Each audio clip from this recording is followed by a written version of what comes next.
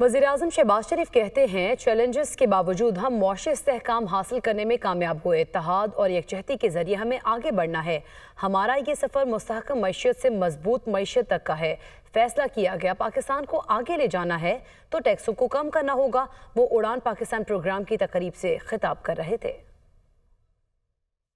We negotiated huge challenges, difficulties, and through untiring efforts of the federal government along with provincial governments and our partners in prosperity and progress, international partners and friends, we have been able to achieve macroeconomic stability. Pakistan default کے دہانے پر تھا اور اس default سے بچنے کے لیے میری قیادت اور پارٹیز نے مل کر فیصلہ کیا کہ ہم اپنی سیاست کو قومی مفاد کی خاطر قربان کر دیں گے۔ ہمیں ایک اور IMF کا پروگرام مجبوراً لینا پڑا۔ یہ پاکستان کی تاریخ کا آخری IMF پروگرام ہوگا۔ کھربوں روپے کی کرپشن ہوئی۔ یہ وہ وجوہات ہیں جس کی وجہ سے پاکستان آج قرضوں کے بوجھ تلے دبا ہوا ہے۔